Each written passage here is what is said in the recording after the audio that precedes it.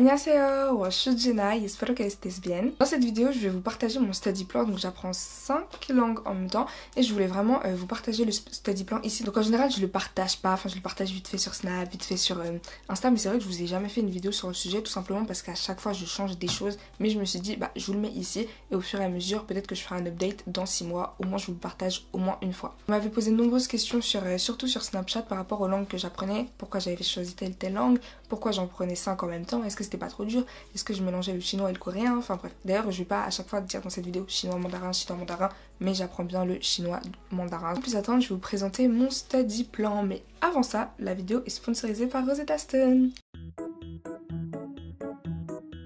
Vous pouvez apprendre l'arabe, le chinois mandarin, l'allemand, l'anglais, donc anglais britannique ou anglais des États-Unis, mais aussi le grec, l'hébreu, l'hindi, l'irlandais, le japonais, l'italien, le coréen, le latin. Ce que j'aime beaucoup sur cette application, c'est qu'ils utilisent les 4 points qu'il faut pour apprendre une langue, qui sont de la lire, de l'écrire, de l'écouter et de la parler. Lorsque vous faites votre session, donc déjà il y a énormément de sessions, énormément de leçons. En fait, tu cliques sur une leçon, à l'intérieur il y a 4 sessions. Ensuite, tu as encore des sous-sections. Il y a vraiment énormément de choses qui sont disponibles pour apprendre la langue, pour pouvoir profiter de tout. Quand j'ai commencé à utiliser l'espagnol, enfin apprendre l'espagnol avec Rosetta Stone, j'ai repris depuis le début. Bon, après, j'ai vu que le début c'était vraiment les bases. Donc, au final, j'ai avancé d'une catégorie, je crois. Vraiment, j'ai recommencé parce que je savais que ça allait beaucoup m'apporter, donc au niveau du vocabulaire et au niveau des conjugaisons aussi. Ça fonctionne sous forme de jeu et il y a énormément de répétitions. Quand j'ai fait mes sessions, vu que c'est une application, en général, j'avais pas de quoi prendre des notes à côté, même si c'est important. Vu que j'utilisais l'application, c'est souvent quand j'étais dans le train, par exemple, donc j'avais pas de quoi prendre des notes. Et pourtant, je retenais tout ce qui était dit, puisque la personne, elle parle. Par exemple, la chica está corriendo. Ensuite, moi, je dois répéter. La chica está corriendo. Et ensuite, la voix, elle répète encore. La chica está corriendo. Il y a aussi une correction lorsque vous parlez, ça vous dit si vous avez bien répété ou pas. Je sais qu'il y a ça sur beaucoup d'applications, mais sur certaines applications, même si tu dis un truc n'importe quoi, ça va quand même valider. J'ai fait un test, j'ai dit une phrase au hasard, et c'était pas du tout ça, et ils m'ont mis une croix rouge, non, vous avez faux. Et j'ai dû recommencer. Pour moi, c'est un détail important dans l'apprentissage d'une langue, de voir quand tu as fait des erreurs et de pouvoir te perfectionner. Plus vous avancez dans les unités et plus il y a de choses à faire. Donc, par exemple, l'unité 1, c'est vocabulaire, grammaire, prononciation et leçon principale, si je peux dire ça comme ça. Toujours dans une unité, mais la leçon 2, on a la leçon principale, la prononciation, l'écriture, le vocabulaire, la grammaire et l'écoute. Donc tout ça, ça va vous aider à vraiment ancrer vos connaissances et ça va vous permettre de pouvoir apprendre plus facilement. Évidemment, c'est une application, mais je vous conseille toujours d'avoir un cahier à côté pour pouvoir noter tous les mots que vous apprenez et pour pouvoir répéter encore plus tard pour revoir la leçon.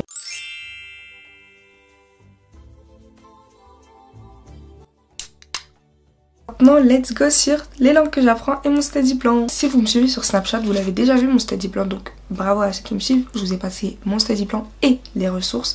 Donc ceux qui me suivent sur Snapchat, vous avez tout gagné. Mes stories à la une sur Instagram commencent à être trop pleines, c'est en train de m'énerver. Faudrait que je fasse un tri, faudrait que je vois. Mais en attendant, je mets plus de choses sur Snap. I'm going to put the time code in the description so you can go to the part that interests you the most. Currently, I really want to improve my pronunciation because, you know, I sound French. I know that I will always sound French because I'm French, like English is not my native language. So, of course, I'm going to sound French. But I really want to improve my pronunciation so I can sound a better, not native, but, you know, not completely French. Currently, I'm really practicing pronunciation through video. I found a lot of YouTube channel that is about pronunciation, so I'm just putting the video, sitting right there and repeating after the person. Like she's gonna say, I don't know, chocolate, and I will say chocolate. Then she's going to say chocolate, and I will say chocolate. Like I'm going to repeat for 5-10 minutes in general, but really if I don't have time I'm going to do it for 5 minutes. I'm supposed to do it for 10. J'ai choisi une chaîne YouTube que j'ai trouvée, une chaîne YouTube sur la prononciation, mais évidemment vous pouvez prendre une autre chaîne YouTube, vous pouvez même prendre une série et vous amuser à répéter après les personnages. C'est à vous de voir. Moi personnellement, quand je faisais avec une série, je faisais avec Clueless, je sais plus. Le personnage principal, j'ai oublié comment il s'appelait, elle parlait et j'allais mettre en plus et répéter, en plus il y avait les sous-titres, donc c'était cool, ça m'a vraiment aidé. The only thing I'm doing currently in English because you know I'm studying 5 languages at the same time, so it's very difficult. I have to handle that with YouTube videos and content, creating content in general. Seconde langue, coréen. J'ai un professeur pour le coréen, mais c'est pas un professeur particulier, c'est à la fac et c'est 1 heure par semaine. Pour moi, c'est pas assez. Alors il y a moyen. il y a moyen que je prenne un prof en plus pour le coréen. Je sais pas parce que je vais déjà prendre un deuxième prof pour le chinois mandarin. Bref, on en reparlera, mais en tout cas c'est sûr, pour le coréen je me débrouillerai pas seule. Parce que je pense sincèrement que si je me débrouille seule en coréen, je vais abandonner. Je vais pas vous mytho, les langues où il faut apprendre un autre alphabet. En soi ça va, c'est déjà plus simple que le chinois mandarin, mais je sais pas, genre j'ai commencé seule, j'avais abandonné, là j'ai vraiment repris parce qu'il y avait un prof à côté, donc c'était plus simple, tu vois, j'étais obligée de... J'avais des comptes à rendre, tu vois, des fois il y a des devoirs et tout, je suis obligée. Mais je me demande comment je vais me débrouiller à la fin du semestre 1, puisque du coup il n'y aura plus le prof en question, c'était que pour le premier semestre. Bref, en tout cas, j'ai commencé à apprendre en cours, donc on a fait l'alphabet, je sais lire, je mets beaucoup de temps, je mets énormément de temps pour lire en coréen, mais bon, c'est normal, on pratique, c'est une nouvelle langue. Piryo.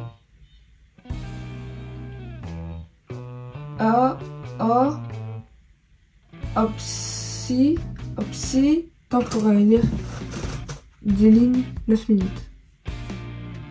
Pour le coréen, en ce moment, mon study plan, c'est le vocabulaire, apprendre le plus de mots possible. Bon, on n'est pas là dans une course non plus, mais acquérir du nouveau vocabulaire et lire. Donc pratiquer ma lecture, comme je dis, je mets beaucoup de temps à lire en coréen. Et ensuite le fait d'écrire, puisque comme c'est pas des lettres en mode ABCD tout ça, bah c'est plus compliqué, faut bien pratiquer, faut bien s'appliquer. Je vous mettrai des photos de moi qui écrit en coréen, c'est pas très beau à voir. En plus des fois quand il y a 3 lettres, genre pour faire un mot, je sais pas moi, bar, il y a le B, le A et le RL façon que tu dois faire, et il y a 3 lettres mais faut que ce soit propre et tout, tu vois, c'est un peu compliqué, donc j'essaie de pratiquer. Le vocabulaire, la révision de vocabulaire, je fais 10 minutes. La lecture 15 minutes vu que je lis très lentement, et l'écriture 10 minutes. Ça me fait environ 35 minutes de révision 4 ou 5 fois par semaine. Le coréen je crois c'est 5 fois par semaine je crois. Donc, le créole comme je vous l'ai dit, bon je le parle pas très bien, je le comprends aisément, mais je le parle pas très bien simplement parce que j'ai pas pris l'habitude de le parler et du coup j'ai pas d'accent. Je vous ai mis une petite vidéo sur Snap de moi qui lit en créole, il y a quelqu'un qui m'a dit mais je sais pas, mais l'accent, mais je sais pas.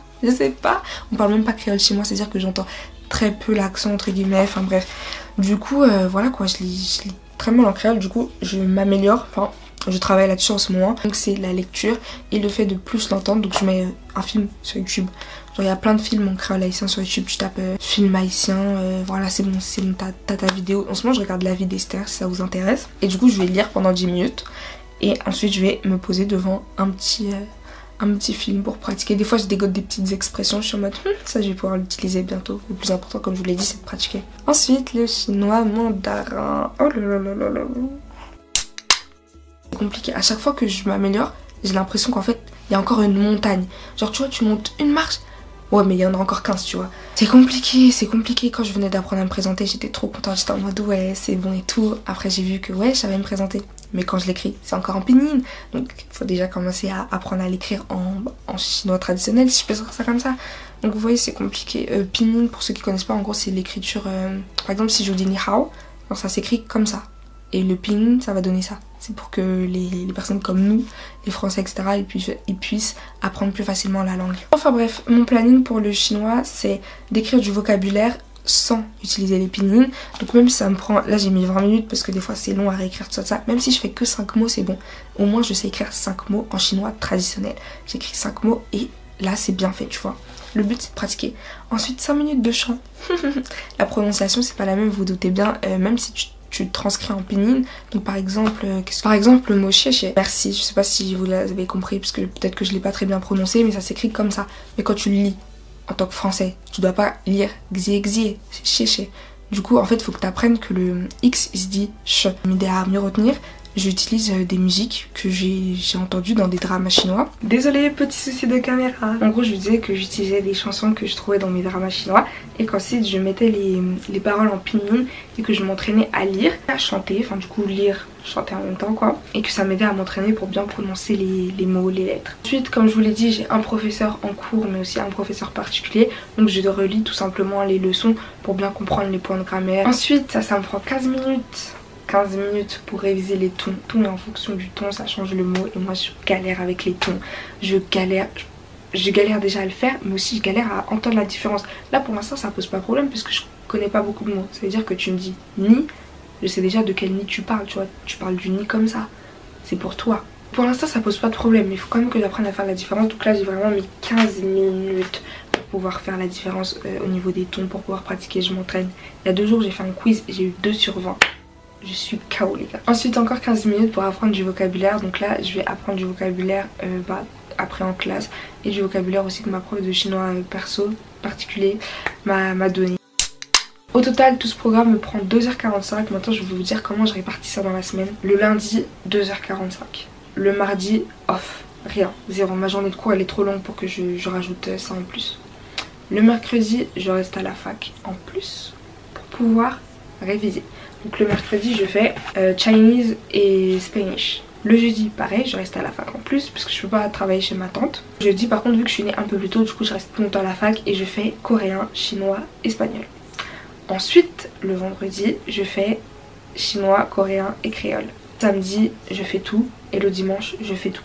Voilà, j'espère que cette vidéo vous aura plu et que ça vous aura donné envie d'apprendre des langues. J'espère vraiment que même si vous en apprenez qu'une, entre guillemets, ça vous donnera envie de vous y donner à fond. Vraiment, si moi j'ai réussi à faire un study plan pour 5 langues, je sais pas, vous arriverez à faire un study plan pour une seule. Ensuite, vous connaissez, hein, c'est de la discipline et c'est de la consistance. Surtout les langues, c'est hyper... Dans tous les objectifs, c'est important d'être consistant, mais vraiment les langues, c'est incroyable comment t'es consistant ou sinon c'est pas la peine de parler avec moi. Non mais je suis désolée parce que les langues tu révises pas pendant 2 jours, t'as déjà oublié les mots que tu viens d'apprendre. Surtout quand c'est du coréen ou encore du chinois mandarin où les mots ne se ressemblent pas forcément, tu vois. C'est des mots que t'entends pas souvent, par exemple l'anglais, ça va, t'entends un petit peu ça partout en France. Alors, vraiment que cette vidéo vous aura plu et vous aura motivé. Je fais plein de gros bisous. Venez me suivre sur mes différents réseaux sociaux que je vous mets en barre d'infos et on se retrouve bientôt. Bye.